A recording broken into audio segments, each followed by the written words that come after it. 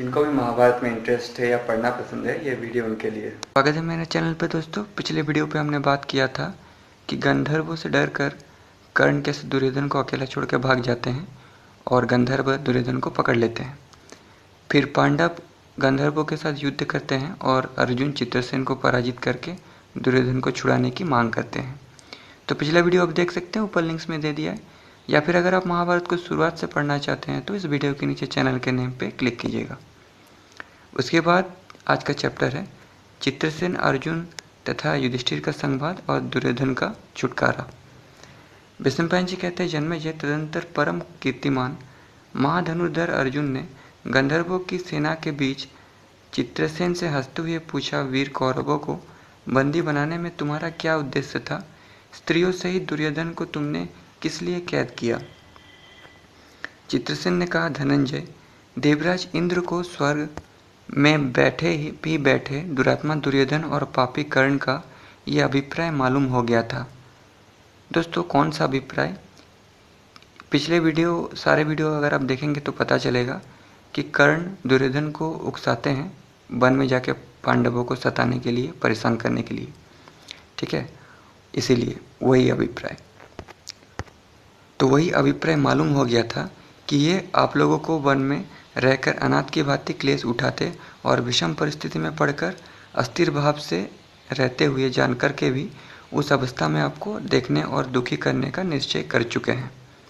तो इस वीडियो को आप समझने के लिए पिछला वीडियो देख सकते हैं। ठीक है, ये स्वयं सम सुखपूर्ण अवस्था में स्थित है, फिर भी आप पांडवों और यशस्विनी द्रौपदी की हंसी उड़ाने के लिए वन में आए हैं।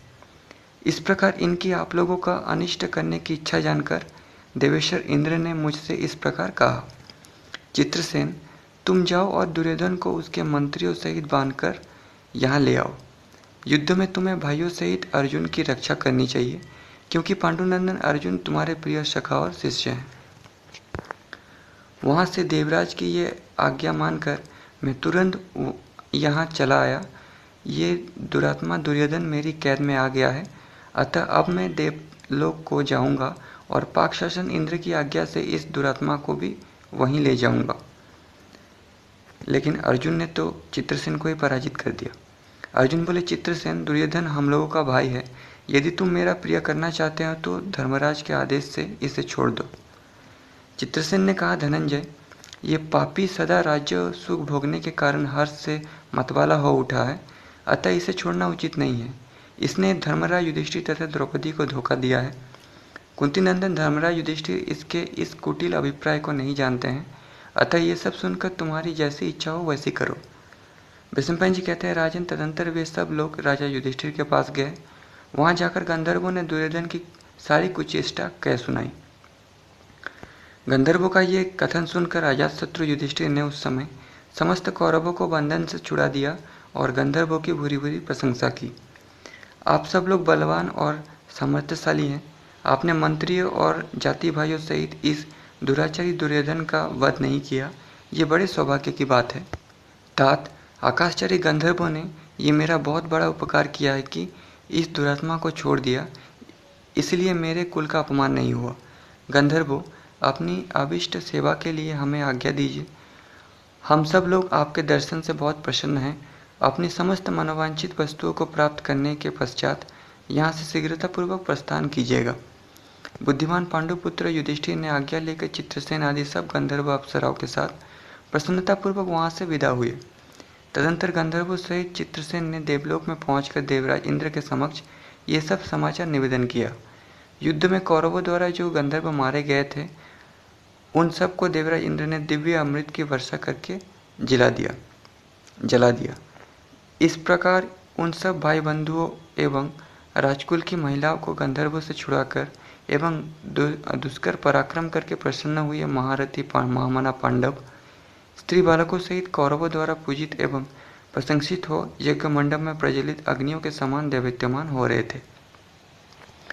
तदंतर बंधन मुक्त हुए दुर्योधन से भाइयों सहित युधिष्ठिर ने प्रेम पूर्वक ये बात कही, तात, फिर कभी ऐसा दुस्साहस ना करना।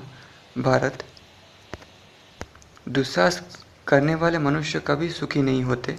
कुरुनंदन, अब तुम अपने भाइयों के साथ कुशल पूर्वक इच्छानुसार घर जाओ, हम लोगों के प्रति मन में वैनश्य न रखना।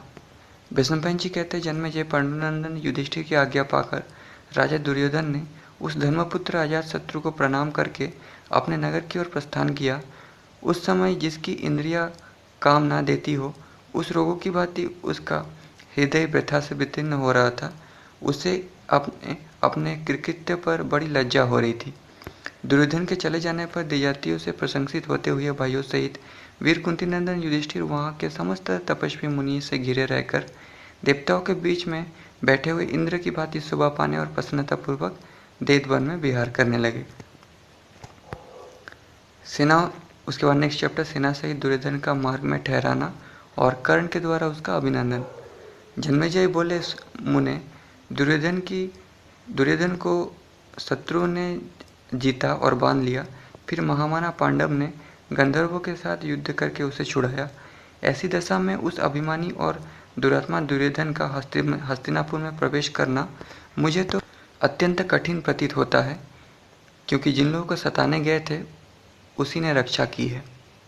ठीक है, क्योंकि वो अपने शौर्य के विषय में बहुत डिंगे हाँका करता था कर्ण के हेल्प के कारण।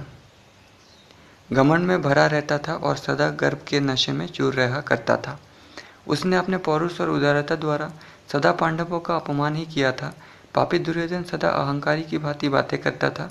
पांडवों की सहायता से मेरे जीवन की रक्षा हुई, ये सोचकर तो वो लज्जित हो गया होगा, उसका हृदय शोक से व्याकुल हो उठा होगा।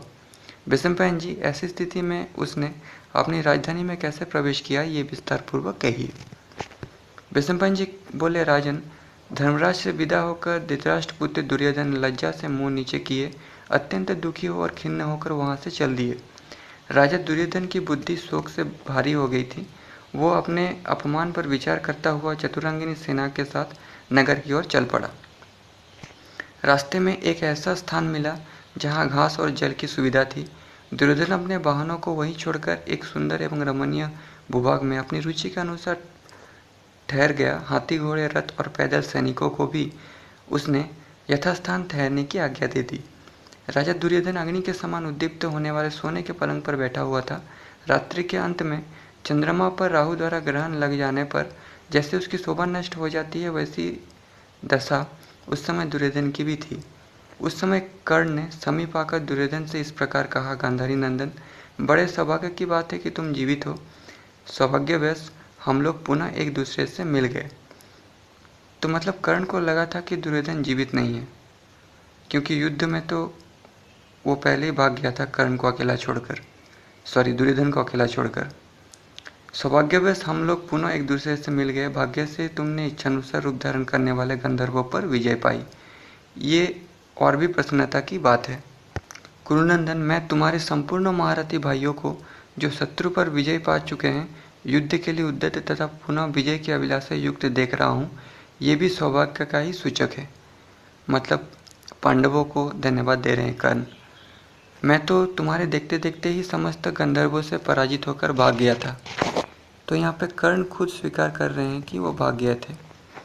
तितर बितर होकर भागती हुई सेना को स्थिर न रख सका। बाणों के आघात से मेरा सारा शरीर छद विखत हो गया था।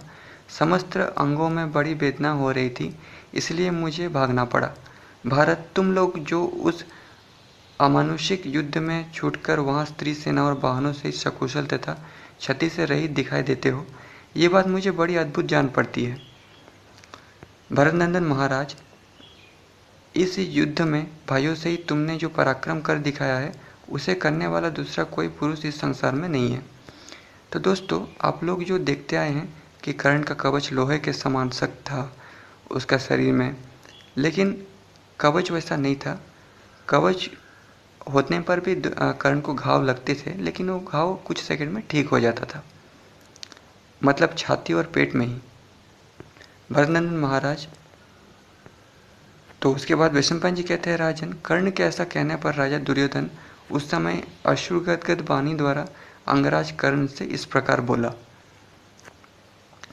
तो ये थी आज की चैप्टर। ज़्यादा समय ना लेते हुए आज का चैप्टर ही खत्म करते हैं। मिलते हैं अगले चैप्टर पे। इसके बाद क्या हुआ बात करेंगे। दुर्योधन का कर्ण को अपनी पराजय का समाचार बताना। तो तो मिलते हैं अगले चैप्टर पे, तब तक के लिए धन्यवाद।